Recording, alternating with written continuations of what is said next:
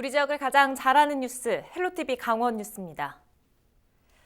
지난 주말과 휴일 사이 도내에서 10명이 코로나19 신규 확진 판정을 받았습니다. 강원도 보건당국에 따르면 지난 6일부터 8일 0시까지 도내에서 10명이 코로나19 양성 판정을 받아 도내 누적 확진자는 1,740명으로 늘었습니다. 지역별로는 화천이 4명으로 가장 많이 발생했고 철원 2명, 춘천, 속초, 태백, 홍천이 각 1명씩입니다. 신규 확진자 발생이 주춤해지면서 도내 음압병상도 300여실 이상 남아 있습니다. 원주시는 코로나19 자가격리자의 무단 이탈 방지를 위해 불시 점검반을 편성해 관리를 강화한다고 밝혔습니다. 불시 점검반은 3인 1조 5개 반으로 편성해 안전보호 앱 미설치자 또는 특이사항이 있는 자가격리자를 대상으로 격리 장소의 적정성, 생활수칙 준수 여부 등을 점검할 계획입니다. 원주시는 불시 점검 결과 정당한 사유 없는 무단 이탈 시 무관용 원칙에 따라 즉시 고발 조치하고 안심밴드 착용 및 생활지원비 지급 제외 등의 불이익을 줄 방침입니다. 철원에서 수거한 쇠기러기 33마리와 수리부엉이 1마리에서 고병원성 조류 독감 바이러스가 검출됐습니다. 강원도는 지난달 26일부터 28일 철원 토교 저수지 주변에서 쇠기러기 폐사체 28마리를 포함해 모두 33마리에서 H5N8형 고병원성 AI 바이러스가 검출됐다고 밝혔습니다. 강원도는 야생조류 고병원성 AI 확산에 따른 위험주의보를 발령하고 농장 등의 방역을 강화하고 있습니다. 도내에서 유통되고 있는 설 성수식품은 식중독균과 유해물질 등의 안전한 것으로 조사됐습니다. 강원도 보건환경연구원은 설 명절을 앞두고 대형마트와 도매시장, 재래시장을 대상으로 제수용품과 농수산물, 건강기능식품 등 205건을 수거해 안전성 검사를 진행했습니다. 그 결과 한과와 떡 등 가공식품과 농수산물 116건에서 중금속과 보존료, 잔류농약 등의 유해 물질이 검출되지 않았고 제수용 조리식품 89건 중에는 황색 포도상구균이 검출된 1건을 제외한 나머지가 식중독균으로부터 안전한 것으로 확인됐습니다. 연구원은 황색 포도상구균이 검출된 식품에 대해 식품의약품안전처 등의 행정조치를 요청했습니다. 버스가 언제 오는지 알려주는 안내판, 그리고 지나가기만 해도 차를 식별하는 하이패스. 이제는 우리 생활 속에서 쉽게 만날 수 있는 편리한 기술들이죠. 원주시가 이런 걸 가능하게 하는 차세대 지능형 교통체계를 더 확대하겠다고 밝혀 기대를 높이고 있습니다. 홍승현 기자입니다. 원주 도심을 가로질러 차량 통행량이 많은 단계사거리. 꾸준히 교통량이 늘면서 출퇴근 시간대마다 상습 정체에 시달렸습니다. 그러나 최근 원주시가 통행 신호를 10초 늘리면서 차량 흐름이 개선됐습니다. 빅데이터를 기반으로 하는 ITS 지능형 교통체계 시스템을 통해 개선점을 파악한 덕분입니다. 신호체계가 좀 많이 바뀌었던데 좀 바뀌니까 이제 좀 처음에 적응이 되기가 좀 힘들죠. 변동성이 있으면 더 좋겠죠. 원주시는 최근 국토교통부가 주관하는 ITS 지능형 교통체계 공모 사업에 선정됐습니다. 올해 사업비 40억 원을 들여 교통신호 제어기, CCTV 등을 주요 도로 곳곳에 설치합니다. 도로 곳곳에는 스마트 관제 CCTV가 설치돼 한눈에 도로 상황을 파악할 수 있습니다. 또 주요 교차로는 카메라가 추가된 스마트 교차로로 운영됩니다. 차량의 교통량은 물론 횡단보도 이용 인원까지 자동으로 정보가 저장됩니다.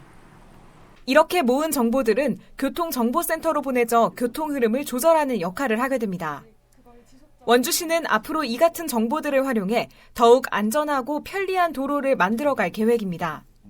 국토교통부에서 자율주행을 위한 차세대 교통시스템 CITS 사업을 2025년도까지 전국 주요 도로에 구축한다는 계획을 발표한 만큼 중부권 최고의 첨단 교통 도시로 도약할 수 있도록 차세대 교통 시스템을 지속적으로 구축하겠습니다. 원주시는 앞으로 ITS를 넘어 차량과 차량, 도로를 각각 무선 통신 기술로 연결하는 단계까지 나아가겠다고 밝혔습니다. 자율주행 시대를 준비하며 새로운 도약에 나서고 있는 원주시. 첨단 기술을 기반으로 한 교통체계가 효과를 볼 수 있을지 주목됩니다. 헬로티비 뉴스 홍승현입니다.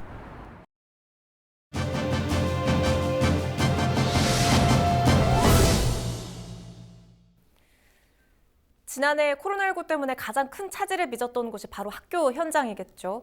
각급 학교는 온라인 수업과 부분 등교를 병행하면서 학사 일정 운영에 큰 어려움을 겪었는데요. 강원도교육청은 올해 방역 강화를 토대로 등교 수업을 확대하겠다는 방침을 세웠습니다. 권대동 강원도교육청 대변인과 자세한 이야기 나눠보겠습니다. 대변인 반갑습니다. 지난해 이 코로나 때문에 학사 일정 운영에 큰 어려움을 겪을 수밖에 없었죠. 올해 도내 일선학교 운영 방향은 어떻게 정해졌습니까?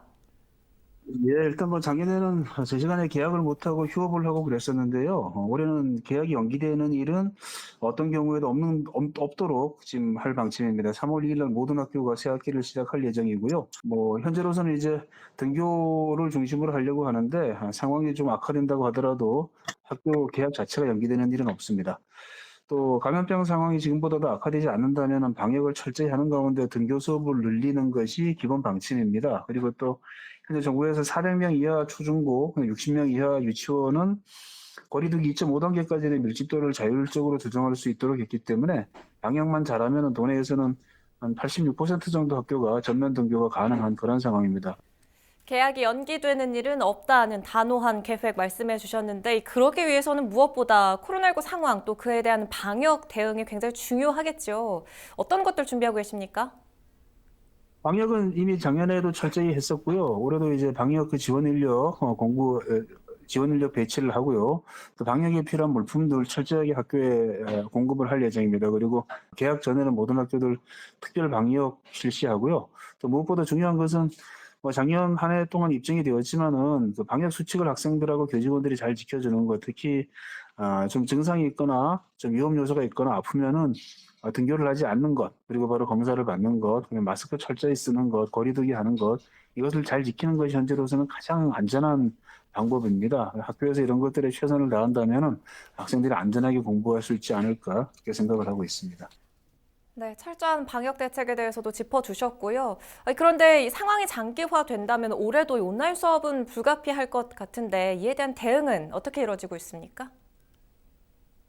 상황이 악화되다 보면 말씀하신 대로 뭐 전면 원격으로 갈 가능성도 언제든지 상존하고 있습니다.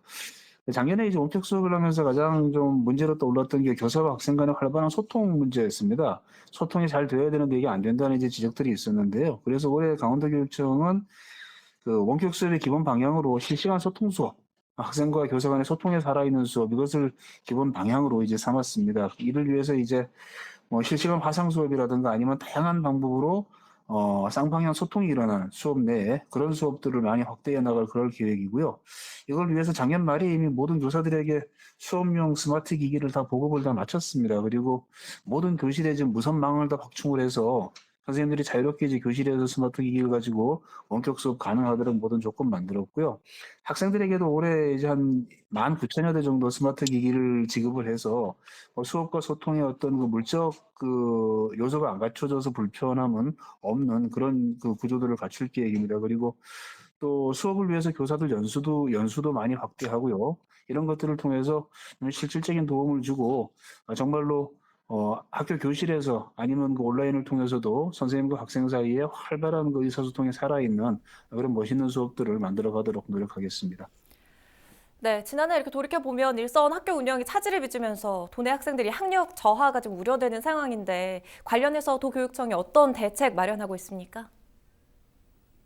안전한 등교 수업을 많이 확대하는 것, 이게 뭐 가장 일차적인 방법이다라는 결론이 나오고요. 그렇다면 결국은 격차 해소를 위해서도 방역을 철저히 하고 안전한 학교를 만드는 것이 격차 해소를 위해서도 반드시 필요한 것이다. 이런 결론이 되겠습니다. 3월 개학을 하면은 모든 학교에서 이제 진단평가를 다 실시하게 됩니다. 진단평가를 통해서 만약에 이제 기초학력이 좀 부족하다고 판단한 학생들이 있으면 그 학생들에 대해서는 개별 맞춤형 프로그램들을 투입을 하게 되고요. 만약에 뭐 장기적으로 투입해야 될 필요가 있는 학생들이 있다면 더 오래 투입하게 되고 또 필요하다면 전문적인 학교 내의 인력뿐만 아니라 학교 바깥의 전문가들과 그 공동팀을 구성해서 학생을 지원하게 되는 그런 과정들을 거치게 되고요. 또 올해는 특히 3월 시작해서 2주 동안은 작년도 학습 내용들을 한번 확인하는 그런 과정을 거칠 예정입니다. 그래서 혹시나 작년에 원격 수업 장기화로 인해서 좀 제대로 학습 내용을 제대로 배우지 못한 학생들이 있다면 그것들을 보완해 나가는 이런 과정을 또 거칠 예정입니다.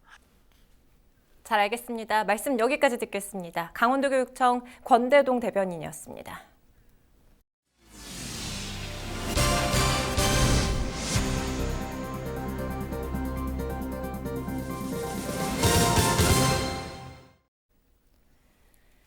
한전이 추진하고 있는 동해안 신가평 송전선로 사업은 2025년 준공이 목표지만 아직 공사를 시작도 못한 상황입니다. 주민들의 반발이 이어지고 있기 때문인데 주민들은 제대로 된 의견 수렴 없이는 이 사업을 진행할 수 없다며 목소리를 높이고 있습니다.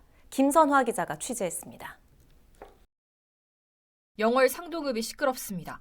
폐광 이후 지역 소멸 위기까지 놓인 상황에 최근 기피시설인 송전선로가 마을을 관통하는 것으로 알려졌기 때문입니다. 한전이 추진하고 있는 사업인 동해안 신가평 송전선로는 도내 6개 시군을 관통하게 됩니다. 이 송전선로가 지나는 곳 중 한 곳인 영월에는 송전탑 30여 기가 들어서게 됩니다. 주민들은 송전탑 위치 선정 과정에 의문을 제기합니다. 당사자이자 피해자인 마을 주민들의 의견은 전혀 담기지 않았다고 주장합니다. 가뜩이나 낙후된 지역에 송전선로까지 들어서면 마을은 붕괴될 수밖에 없다고 토로합니다. 국책 사업인 만큼 충분한 주민들과 소통을 하고 피해 주민들은 충분한 보상을 해주고 이주하고자 하는 분들은 이주 대책까지 세워줬을 때 이게 무난히 사업이 이루어지지 않겠나 이렇게 생각을 합니다. 한국전력공사는 2025년 준공을 위해 사업 추진에 박차를 가하는 분위기입니다. 이달부터 송전선로가 지나가는 마을을 대상으로 환경 영향평가에 대한 주민 설명회를 하기로 했습니다. 이 자리에서 사업 계획에 대해 설명하고 주민들의 요구 사항을 듣는 등 의견 수렴을 거치겠다는 계획입니다. 하지만 영월 상동읍뿐 아니라 홍천과 횡성 등 송전선로 대상 지역 주민들의 반발은 여전합니다. 강원도는 기존 765kV 송전선로로 인한 주민들의 피해를 파악하기 위해 1년 동안 연구 용역을 하기로 했습니다. 전체 송전탑 400개 중 100개가 세워지는 홍천 지역은 홍천군과 홍천군 의회까지 나서 동해안 신가평 송전선로 사업 전면 백지화를 촉구하고 있습니다. 동해안 신가평 송전선로 사업에 대한 한전과 해당 지역 주민 간 의견이 여전히 평행선을 달리면서 사업 추진에 상당한 진통이 예상됩니다. 헬로티비 뉴스 김선아입니다. 강원경찰이 고속도로 위주로 운영했던 암행 순찰차를 일반 도로까지 확대합니다. 강원경찰청은 지난 2016년 도입한 암행 순찰차가 일반 순찰차에 비해 난폭 운전은 290배, 갓길 통행은 2.4배의 단속 효과를 보여 교통법규 위반 행위 감소와 교통사고 예방에 효과를 거둔 것으로 나타났다고 밝혔습니다. 이에 따라 난폭과 보복 운전 등 고위험 위반 행위가 여전한 일반 도로에도 암행 순찰차를 활용한 단속을 펼칠 방침입니다.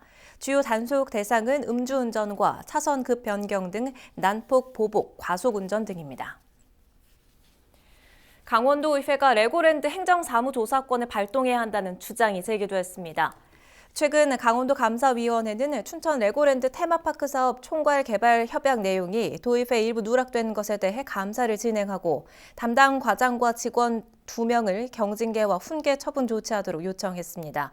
하지만 레고랜드 중단을 촉구하는 범시민대책위는 8일 성명을 통해 계약을 비밀로 진행하고 공개하지 않은 것은 정황상 단순 행정 오류로 보기 어렵다고 지적했습니다. 또 이번 감사 결과는 꼬리 자르기에 불과하다며 강원도의회가 행정사무조사권을 발동하고 철저한 진상규명을 위해 감사원 감사 청구가 이뤄져야 한다고 주장했습니다. 강릉 영동대학교는 이상철 전 정보통신부 장관을 제16대 총장으로 선임했다고 밝혔습니다. 이상철 신임 총장은 경기고등학교와 서울대학교 전기공학과를 졸업하고 미국 듀크대학원 전기공학 박사학위를 수료했습니다. 또 지난 2002년부터 2003년까지 정보통신부 장관을 역임했으며 KT 사장과 광운대학교 총장, LGU 플러스 부회장 등을 역임했습니다. 이 총장은 강릉 영동대 발전 방향으로 학교 재정 건전화와 특화를 통한 획기적인 발전 등을 제시했습니다. 이상으로 헬로티비 강원 뉴스를 모두 마칩니다. 시청해주신 여러분 고맙습니다.